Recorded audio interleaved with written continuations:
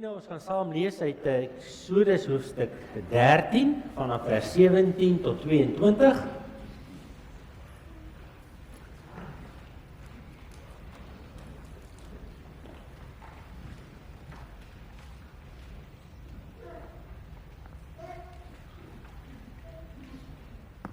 Die jong mense wat selfone het, ek hoop jy het 'n Bybel-app op jou foon. Ek vind hom baie handig, want weet julle hoekom, as 'n mens byvoorbeeld op jou selfoon, as jy nou die Bybelgenootskap se app het, wat ek ook het, gedeeltes soos môre opgesoek het, dan gaan lê in jou geskiedenis. So as jy op 'n dag sê, ja, ek onthou nou, maar ek kan nie onthou waar hierdie man gelees en dan kan jy teruggaan na jou geskiedenis en sê, ja, dit is hierdie gedeelte. So ek vind dit altyd baie handig, dat as jy jou app gebruik, dan maak jy hom net hier in die kerk oop en kyk so 'n bietjie op hom, dan weet jy waar is die gedeelte waar ons vandag gelees het. Kom ons bid saam. Wonderlike Here, baie dankie vir die voorreg om die woord oop te maak. Here, ons weet u woord vertel van ons 'n lang geskiedenis van 'n God wat alles gemaak het. En onder hierdie alles ook die kroon van sy skepping, sy mense. En dat hy sy liefde en sy genade verskillende maniere en plekke ook weer vir hierdie mense kom wys het. Dat hy hulle nie weggejaag het uit die paradys nie, maar hulle weer kom opsoek het en kom nader trek het hier op aarde. En nou is ons vanmôre deel van daardie groep wat onder die geklank van die woord en die leiding van die Heilige Gees u teenwoordigheid vanmôre beleef. Ons eer u daarvoor. Amen. Vriende, ons is nou deur die hele geskiedenis van Israel, die terugkom van Israel as slawe die gaan van Israel na Egipte toe as slawe, hulp van die Here geroep, die Here ontferm oor hulle, die 10 plaae verby en nou tel ons op vers 17. Toe die Farao die volk laat trek het God hulle nie die pad na die land van die Filistyne toe laat vat nie, hoewel dit die kortste was, want hy het gesê, as die volk in 'n gevegte betrokke raak, kan hulle dalk spyt kry en na Egipte toe teruggaan. Daarom het God die volk met 'n ompad laat gaan, met die woestynpad in die rigting van die Rietsee. Die Israeliete het goed georganiseerd uitgetrek uit Egipte. Moses het die liggaam van Josef saamgevat, want Josef het die seuns van Israel dit destyds duidelik met 'n eed laat beloof. Hy het gesê, God sal beslis later na julle omsien en dan moet julle my liggaam van hier af saamvat. Hulle het Sukkot verlaat en by Etam aan die rand van die woestynkamp opgeslaan. Die Here het bedags met 'n vuurkolom voor hulle uitgegaan om vir hulle die pad na die woestyn te wys en snags met 'n vuurkolom om vir hulle lig te verskaf, sodat hulle dag en nag kon trek. Die wolkkolom bedags en die vuurkolom snags het altyd voor die volk gebly. Nou voor ons by die tema uitkom, wil ek daarom net sê, hier's 2 gedagtes wat 'n mens daarom nou net eers vir mekaar mooi moet uitspel. Die eerste ding is dat die liggaam van Moses saamgevat is.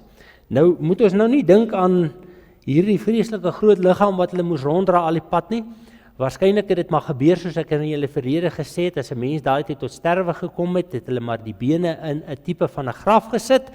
En dan as die vlees nou vergaan het hulle in baie gevalle dan die bene bymekaar gesit in 'n kleiner houertjie, want die bene was dan ook daai tyd 'n teken van die teenwoordigheid waar die gees van die mens sou inbly vir die res van sy lewe. En daarom het ek vir julle in die verlede gesê, daarom as hulle iemand se bene verbrand het.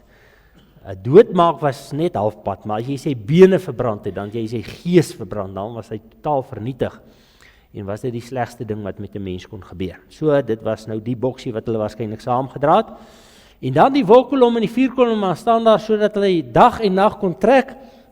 Ek dink daarom nie die bedoeling was dat hulle dag en nag getrek het nie. Die bedoeling was net die teenwoordigheid van God was op hierdie trekpad op 'n sigbare manier dag en nag by hulle teenwoordig. Kom ons kyk gou na 'n kaart.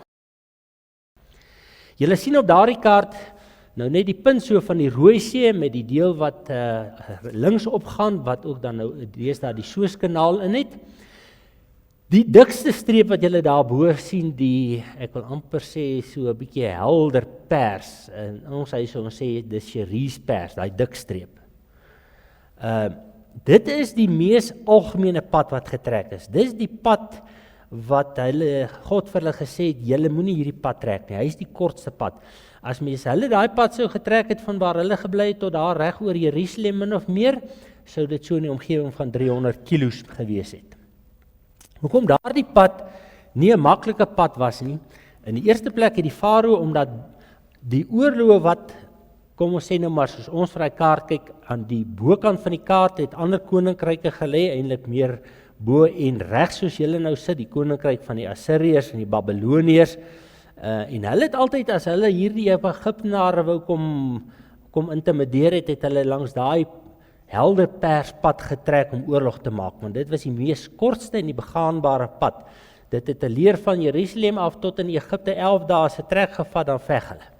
En daarom die farao op hierdie pad ook begin forte bou om te verdedig. Wat sou beteken as die Israeliete daardie pad sou gevat het, sou die farao hulle oral langs die pad kom weer plunder en terroriseer. Daarom moet hulle nie daai pad gevat nie. Nou sien julle nog eintlik 3 ander paaie, 2 perses wat kort paadjies is, wat so reguit gaan van links na regs soos julle sit, en dan is daar 'n rooi pad. Dis die lang pad. Julle sien hy maak daar op 'n stadium ook so 'n loop en dan gaan hy weer op. Nou sonder die loop is dit 1000 km. Met die loop waarskynlik in die omgewing van 1300 na 1400 km wat hulle moes trek. Ons praat so 'n bietjie vandag oor die gedagte wat ons hier in vers 17 kry, dat hierso staan, dat God het hulle met 'n ander pad laat trek. Want in ons persoonlike lewens ervaar ons ook soms dat ons vir onsself 'n pad sien. Maar dat as ons so met die lewe begin, veral as ons die Here wil volg, dat ons dikwels uitvind dat die ander pad op die ouend die pad geword het. En dan is dit baie belangrik dat ons vanmôre sien in die geskiedenis van Israel dat dit ook in hulle lewens gebeur het. En ek wil nou so 'n treetjie teruggee deur te sê, as ons mos nou vir iemand sê ons is op pad. En die ou het nie meer inligting as die eerste ding wat hy vir my en jou vra, maar waarheen is jy op pad? Want 'n pad het 'n wegtrek en uit 'n bestemming. God is met sy volk op pad van die huis van slawerny na die beloofde land. Die Bybel leer vir ons dat ergens in hulle voorvader Abraham se tyd, nog voordat hulle slawe geword het in Egipte, het God gesê, ek gee hierdie land aan jou. Josef het vir sy seuns gesê, hierdie liggaam vir my moet saamgaan. Moses vat hom saam op hierdie pad. Kom ons praat 'n bietjie oor hierdie pad. As julle daai pad kyk wat ons in rooi ingekleed, dan sal julle sien, dis in die eerste plek die langste pad by verre. Verder so julle gesien het toe ons gelees het, hy noem dit die woestynpad. Wat sê dit? Nou as ons in 'n woestyn ding, dan dink ons nou aan duine soos daar in die Kalahari. Maar daardie is eintlik meer hierdie totale klipperige wêreld. Dit is meer, sal ek sê, ons Suid-Afrikaners wat nou praat van die knersvlakte. As jy nou 'n bietjie gaan kyk na die knersvlakte, daar teen die Oranje rivier, suid van die Oranje rivier en aan die ander kant die Oranje rivier, daai klippe en niks. Hierdie is nog erger as dit. Dis die woestynpad, klipperig met niks. En dan vat die Here hulle hieronder waar hy die draai maak, daar tussen die 2 see's na die berg Sinai toe. En wat gee vir hulle daar by die berg Sinai? Hy gee vir hulle die wet daar. En julle sal onthou, so 'n paar maande terug het ons daaroor gepraat, dat die wet is nie net 'n reël nie, maar God sê vir hulle, ek gee vir julle 'n paar goedjies wat as julle hierdie goed doen, sal julle in julle lewe nie weer slawe wees soos in Egipte nie. So die wet word nie net die simbool soos wat ons dit baie keer dink van iets 'n afdwing van God se wil nie, maar eintlik die vrymaak en vrybly dokument in hulle geskiedenis wat sê, as julle hierdie goed doen, sal julle vry mense bly oral waar julle gaan. Dan vat die Here hulle verder en hy vat hulle so loop om 'n paar plekke te gaan besoek, waar daar beproewings oor hulle pad gekom het. Hulle word honger en die Here gee vir hulle manna. Hulle soek water en God gee vir hulle water. En dan op die ouend land hulle daarso by die Jordaanrivier, waar hulle reg is om in te trek. En nou weet ek, in die geskiedenis is dinge altyd nie so duidelik nie, want dis nou die pad wat ons op die kaart het, maar ons weet op die ouend het hulle nadat hulle daar gekom het, weer moes omdraai. Hulle was nog nie heeltemal reg nie. Hulle moes weer die woestynding doen. Maar die belangrike is om dit te besef, dat as God met sy volk uit slawerny na 'n beloofde land beweeg, dan raak hy betrokke by hulle. Hier as hulle nog hierdie, ek wil amper sê verwarde volkie is wat uittrek uit Egipte uit, besef die Here, maar hulle is nog nie 'n eenheid nie, hulle is nog nie gevorm nie, ek gaan hulle nie hierdie moeilike pad van moontlike oorloë laat vat nie, en dan gaan hulle ook terugverlang en terughardloop Egipte toe. Kom ek vat hulle met 'n ander pad, wat ek hulle stadig vorm. Hulle lei, hulle 'n paar dinge leer van die lewe en van God, moet hulle weer ontdek. Ek en jy, die pad wat ek en jy loop, is niks anders nie. As mens jonk is, en jy sien die lewe voor, dan droom jy vir jou paaie.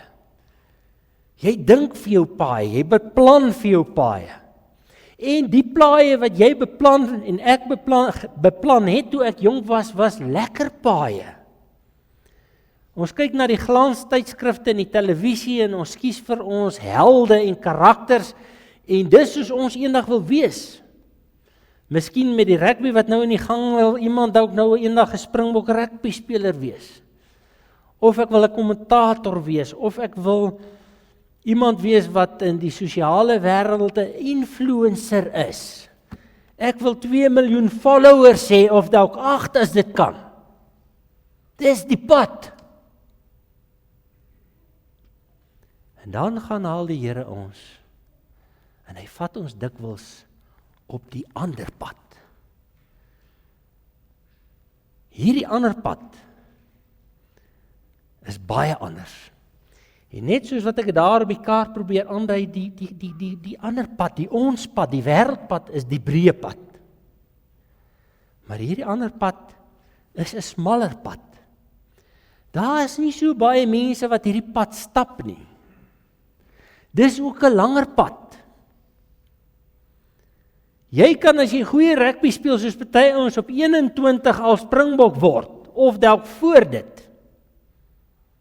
Maar op hierdie pad van die Here stap jy partykeer jare.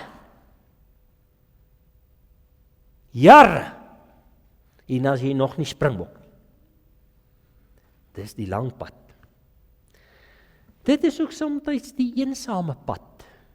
Want as ons hierso na skool uit mekaar uitspat in allerlei rigtings en almal vat paaie, dan vat baie die kort paaie, die breë paaie.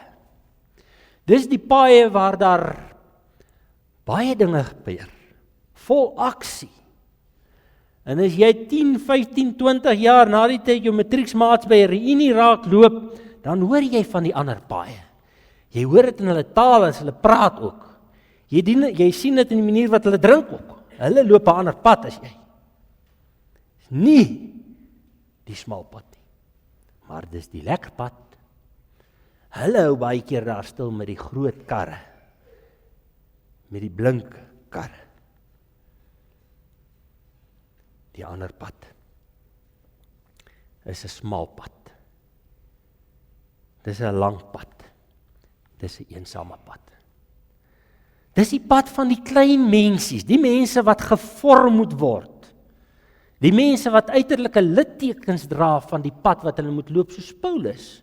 Vervolging, teestand, verwerping. Hoor jy's nie meer deel van ons nie. Ons het jou gelos langs die pad, want jy wil nie die breë pad stap nie. Mense wat die littekens het van verwyte, van spot, van kritiek, van verkleinering.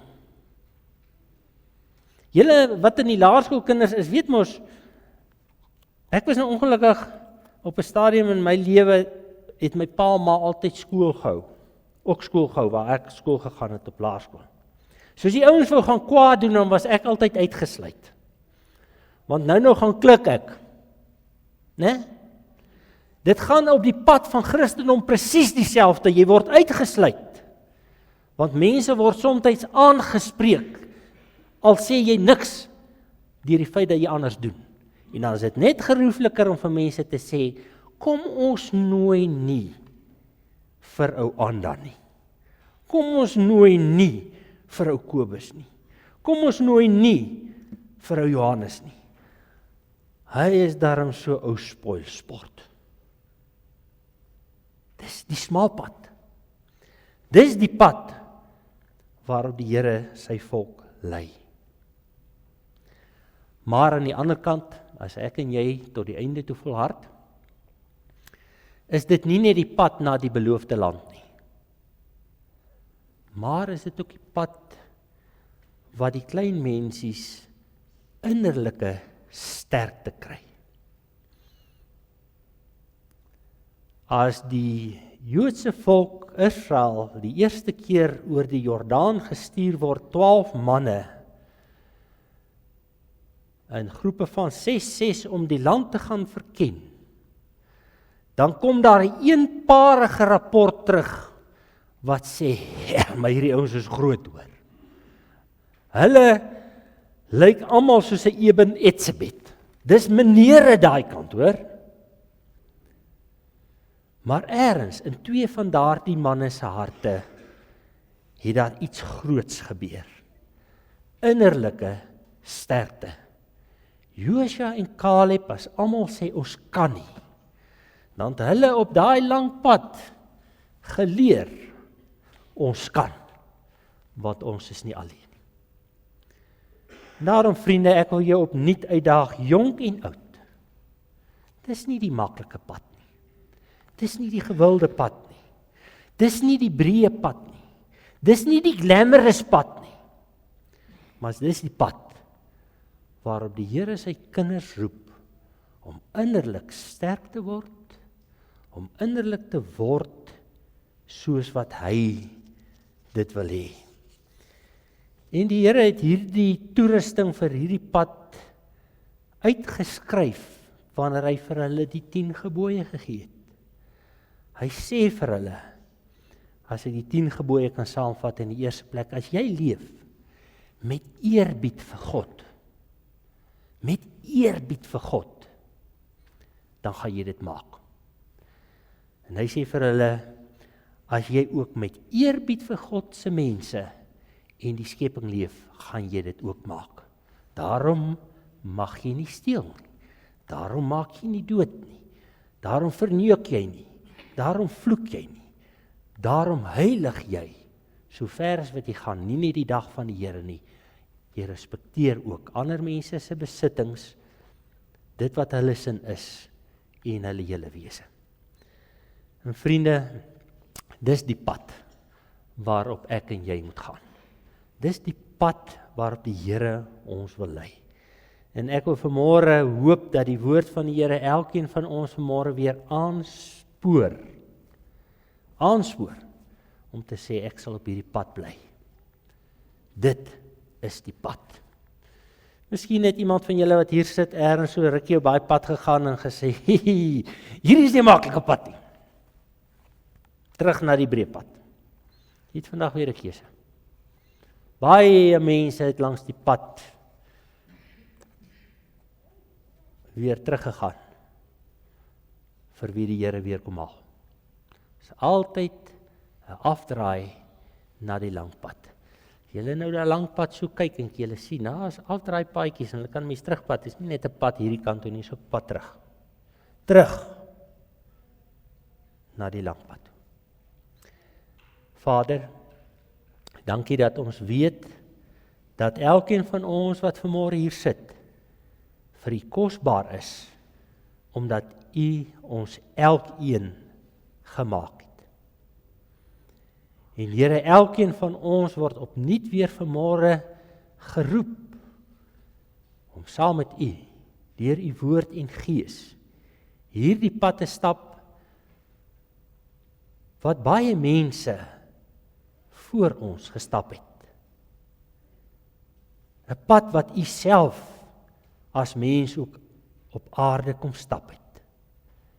'n Pad van veragting, minagting, 'n pad waar U geslaan is, verag is, verkleineer is. Hierdie pad het U spore, Here, en ons wil vanmôre vra deur U Gees, lei vir ons op hierdie pad. Amen.